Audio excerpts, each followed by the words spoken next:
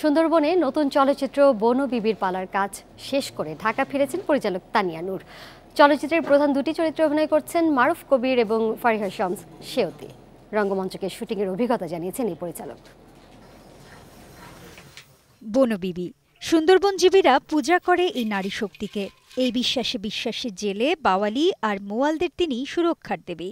এই দেবী সুরক্ষা দেয় বনের বাঘ এবং বাঘরূপী অপশক্তি দক্ষিণ রায় বা রায়মনির হাত থেকে।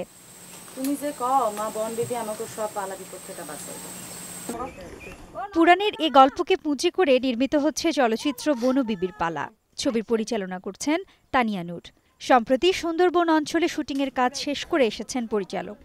আসলে এখানে গল্পটা মানে মেয়েটাকে নিয়েই, এবং এখানে আমি আসলে মেয়েটাকে দেখাতে চেয়েছি প্রকৃতি, সুন্দরবন, ওটাকে রিপ্রেজেন্ট করার মতো একটা কিছু। মানুষের প্রয়োজনে আমরা পরিবেশকে কতটা ভালনারেবল বানিয়ে ফেলছি, এটাই কিন্তু আমার ফোকাস। আমাদের প্রয়োজনেই আমরা ভিক্টিমাইজ করে ফেলছি প্রকৃতিকে, মানে আমাদের নিজেদেরকেই। এই জিনিসটা আমি দেখাতে চেয়েছি।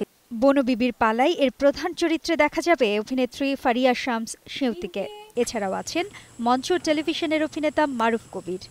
সেওতি পারবে বলেই আসলে সেওতিকে নিয়ে আমি খুব ফোকাস ছিলাম। আমি কিন্তু আর কাউকে চাইনি। আমি ভেবেছিলাম ওকে পেলে কাজটা করবো, নাহলে করবো না, কারণ ও ঠিক তাই যে আমি চেয়েছি।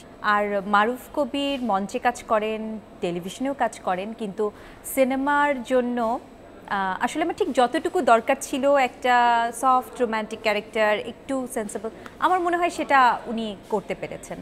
নভেম্বরের শেষে কাজ শেষ করতে পারার আশা করছেন বনবিবি পালার পরিচালক তানিয়া নূর। Tabina Shabnam, independent news, Dhaka.